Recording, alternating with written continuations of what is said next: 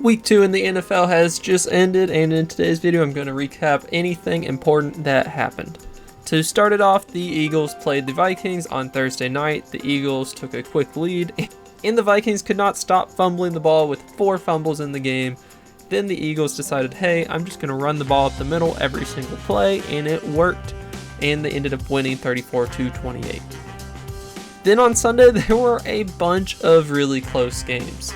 To start it off, the Chiefs were trying to improve on their season after their loss to the Lions, and they played against the Jaguars, and it was the opposite of what you would expect. It was not a high-scoring shootout. Instead, it was a bit of a defensive struggle. And while Patrick Mahomes and his wide receivers still do not look right, they were able to score 2 touchdowns, and their defense held the Jaguars without any. Next in Atlanta, the Packers played the Falcons. Going in, at first everyone was thinking the Packers were going to win. Then the line actually flipped and the Falcons became the favorite. I know you don't think of the Falcons as good at all, but their running game is elite. The Falcons were able to continuously get into the red zone and just march down the field, but they had to keep on kicking field goals. The Packers, on the other hand, were able to score touchdowns. So the touchdowns were better for most of the game. However, eventually the Falcons were able to run their way down the field and kick a last-second field goal to win 25-24. And in the game, the Falcons had almost double the yards that the Packers had.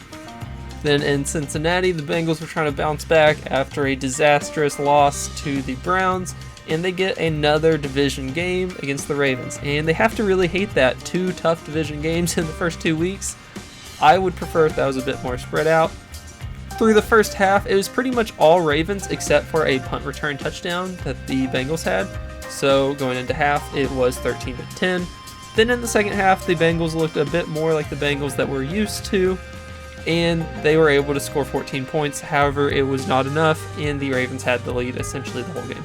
Then in Detroit, the fans got to welcome back the Lions after beating the Chiefs, and they were hosting the Seahawks, who were embarrassed last week. But the Seahawks answered first, marching down the field and then running the ball in, go up 7-0.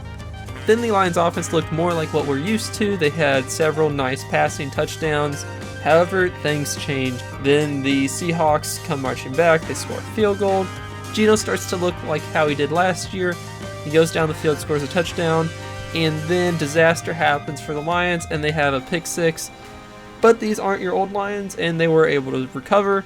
They scored 10 quick points at the end of the game, and they went to overtime. However, the Seahawks got the ball first, and they scored a touchdown, and unfortunately for the Lions, it was over. In another one of the internet's favorite teams, the Chargers. So they started out 0-1, but they lost to the Dolphins, who is another great team. The Chargers were able to get to a fairly quick 11-0 lead, because they went for 2, so 11-0 lead.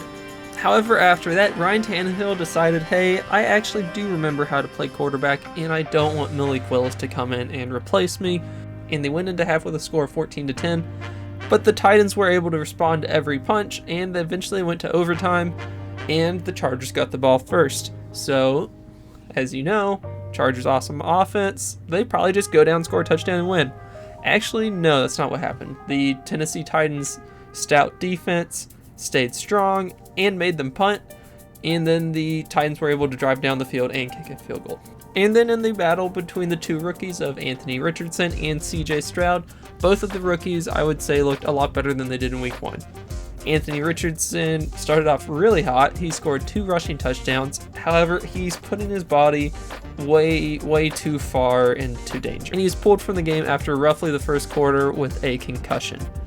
But Gardner Minshew was able to stick in there, and with the better weapons and the better coach, was able to consistently keep on scoring.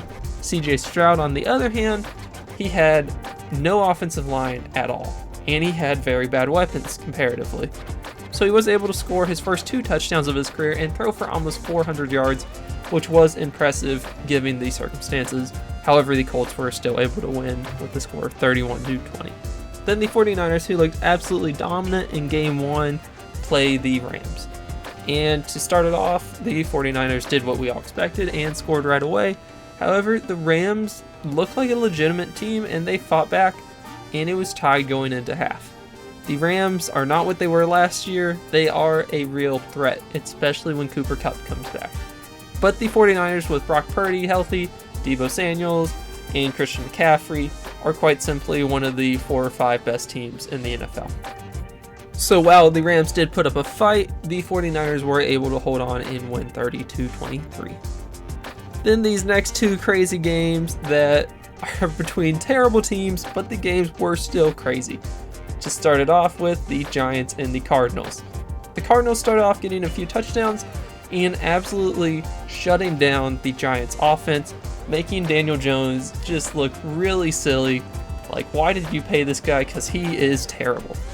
But come the second half, the Giants go, oh, we're only down 20-0, no big deal. And they were able to score 31 points in the second half and beat the Cardinals 31-28. And then another game that, why would you watch? These are bad teams. But it was actually really good, in between the Commanders and the Broncos. The Broncos with Russell Wilson were just riding on into the sunset. Everything's going great. They scored a few quick touchdowns, and they were shutting down the Commanders' offense. But after scoring 21 points in the first half, the Broncos' offense just died on them. They lost it, and the Commanders' offense got way better. The Commanders decided to start running the ball more, throwing it less, and it was very effective, with Brian Johnson looking great. Going into the fourth quarter, the Commanders looked like they had sole possession of the lead. It looked like they were just going to kind of end it out peacefully. However, the Broncos did have some fight left in them. Maybe Sean Payton is making a difference, and they were able to go down the field, and they were almost able to score a touchdown to bring them within 3. However, the defense held strong, and the Broncos had to settle for a field goal. However, they got the ball back with about 30 seconds. They went down the field a little bit, and Russell Wilson threw a prayer from about the 50-yard line. It got batted up into the air and caught. It was a touchdown. It was a great, crazy Hail Mary. However, they needed to go for 2 to make it to overtime, so they went for 2 and didn't get it. I think it was pass interference, but who cares at this point?